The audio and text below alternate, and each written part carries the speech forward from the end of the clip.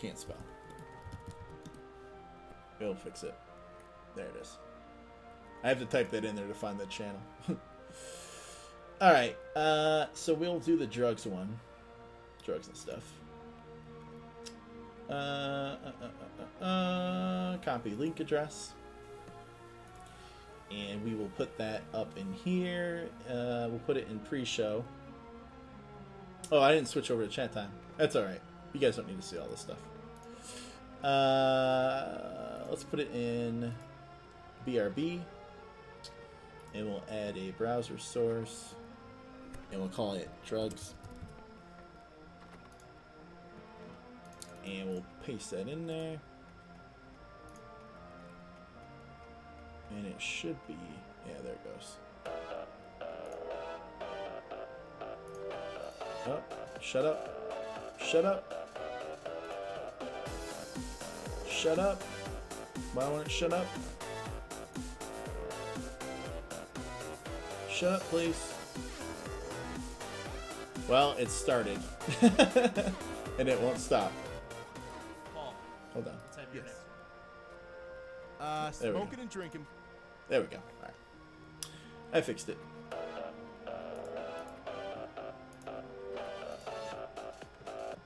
There we go. Alright, so we'll start that up here in just a second. I gotta get it framed up and everything.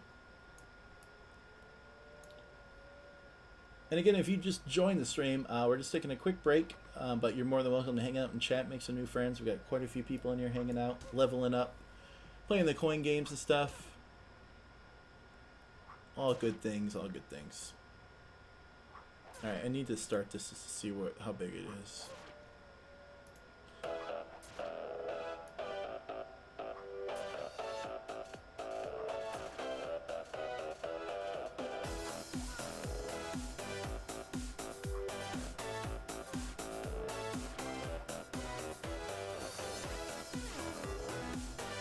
It's unfortunately it's windowed,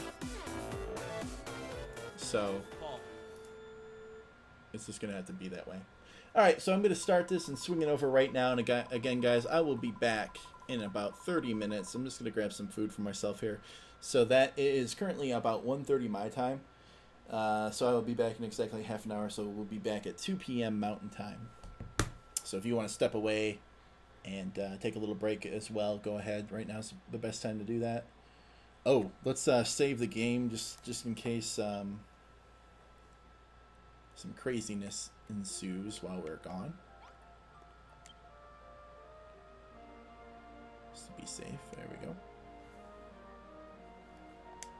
And when we get back, we will continue through Chapter 1 here. I'm sure we'll wrap it up.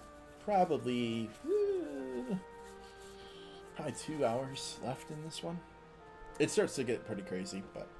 Alright, so we're going to swing over to the old podcast clip that I was talking about. And again, I will be back in 30 minutes. And we will pick up from there.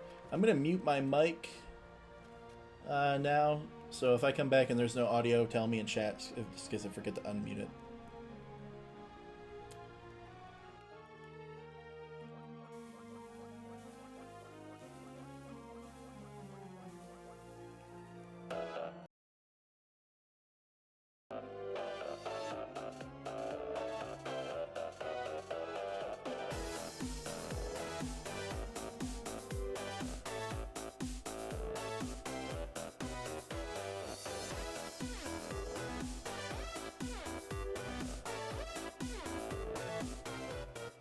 Paul.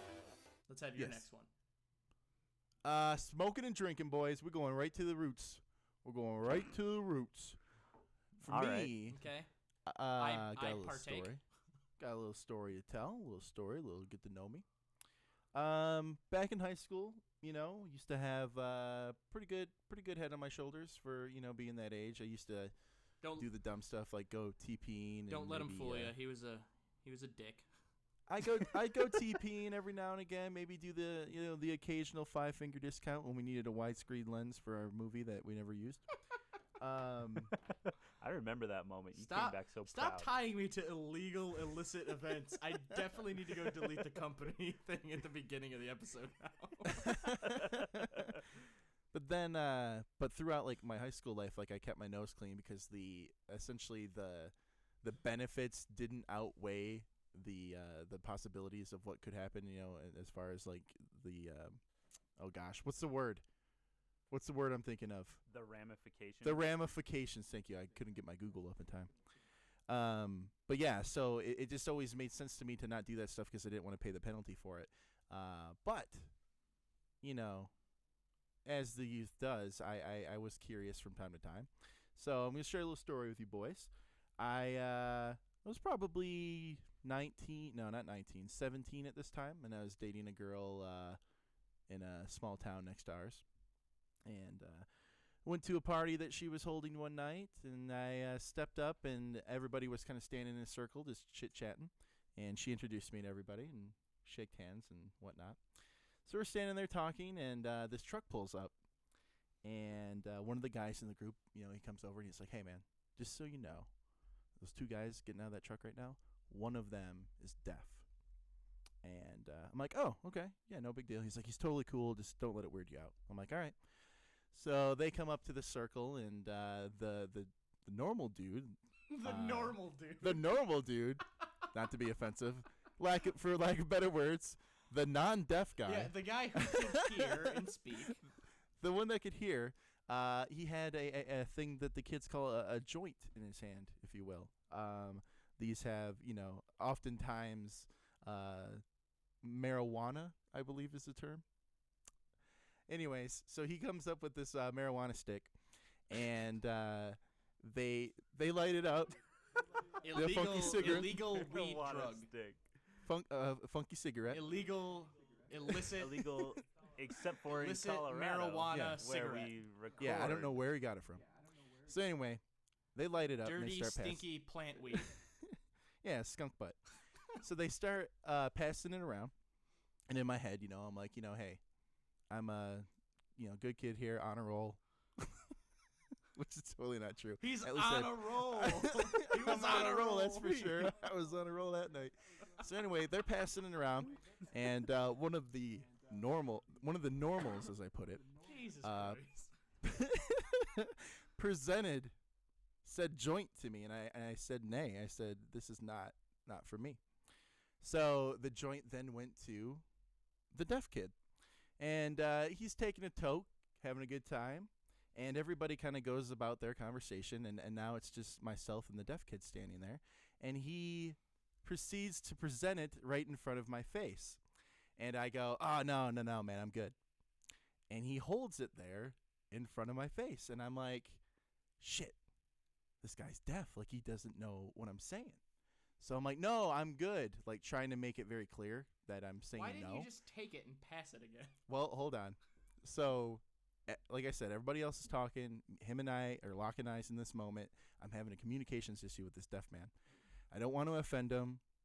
He was a burly boy. And so I take said funky cigarette, and I took my first little hit of the illicit substance. Now, what was it like? Did it feel illegal? It didn't feel like anything. It felt like just nothing. And I was like, that's it? Like, that's the whole point? The moral of the story is, though, don't do drugs, kids. It'll get you into trouble.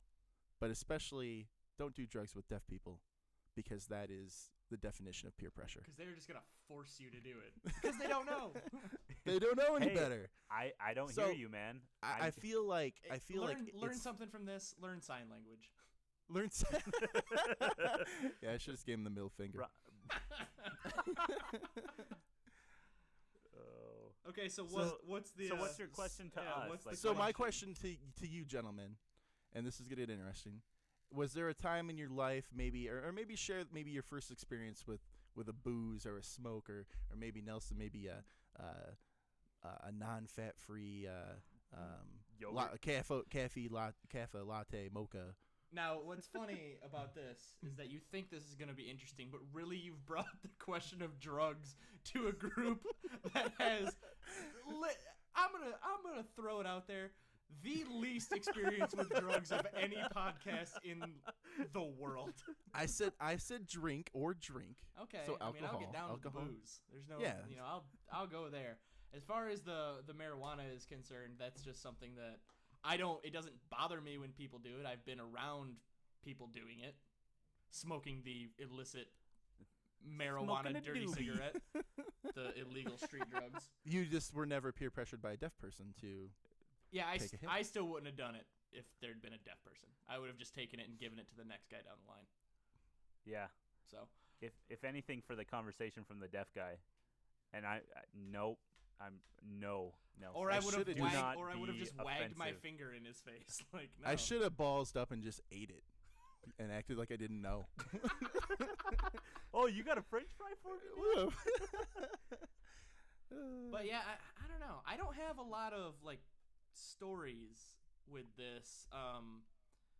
I mean, I didn't really drink. You when we didn't. You were in didn't here. sneak I- into your dad's mean, mini fridge and no. sip on some hooch. Nope, I didn't you were really 12? drink when we were in high school either. I maybe would have a beer. My biggest thing, it wasn't that I minded if people were drinking and I didn't want to be around people. It wasn't anything like that. It was Yeah. my biggest thing was I was never going to drive after I'd been drinking, especially when I was underage, just because I didn't want to. I didn't want to deal with the ramifications if anything had happened there. Not even so much from the law, but more just from my father. So Yeah. that Okay. was Yeah. motivation enough for me to not want to do it. But so I never really did when we were in high school. But once I turned 21, I mean, I drink regularly. I probably have a drink or two most days, after work, not before. But yeah, You don't put it in your coffee, Mr. Heisey. yeah. Just throw a screwdriver into my 40-ounce or 64-ounce Speedway cup.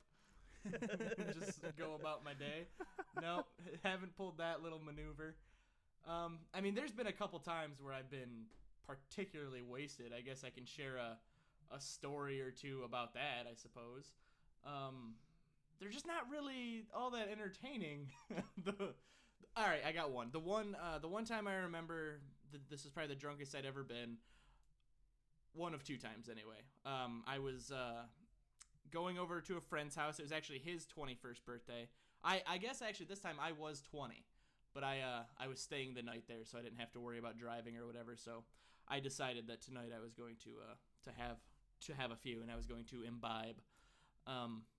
Partake in Partake. winners, Yeah.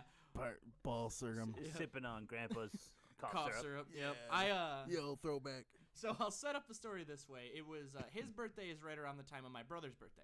And it just so happened that we were doing my friend's birthday party the same night that my family was celebrating my brother's dinner, or we were having dinner for his birthday. So we went out for dinner, a little Japanese hibachi restaurant, like the Genji or whatever, where they do the little the Benihana, where they do the thing in front of you. It wasn't Benihana's, but it was like that. Okay.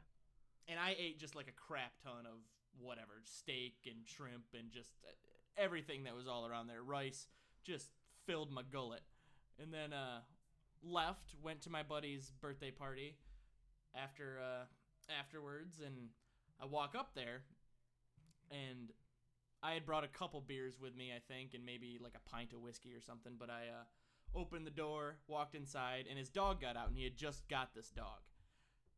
And his house is like 2 feet from the road. So I'm like setting everything out, and I'm yelling at everybody inside to help me come get this dog. Everyone's already been drinking. Nobody does. I'm out there, and then this dog goes out into the middle of the road, and this SUV is coming by. Oh. No. Yep, and this dog just What gets... story are you telling Just me? listen. The dog... So you got full belly, beer in one hand, whiskey in another, and dog on the I road. hadn't even started drinking yet. I had literally opened the door, set stuff down, and the dog got out. And the dog goes into the middle of the road, gets hit. It's fine. No. It's fine. It's fine. You're killing me. It's still alive today. It's fine. It was really young at the time. I mean, it got hit pretty hard, but it was still young. It did, and I think it has hip. Just fucking bear hug that tire. It has hip dysplasia now, and I think that's probably a result of this accident. But it was young enough to where its bones hadn't set, I guess, so it had a bunch of cartilage, and it was basically like a rubber chicken rolling around in the road. What was the breed of the victim? It was a black Labrador Retriever. Oh, okay. Those are a dime a dozen. Oh God. So anyway, replace dog's that, still you alive wouldn't even today, know. but emergency, my friend and his fiance at the time were freaking out, not mad at me in particular, but their dog had just been hit. So those two and one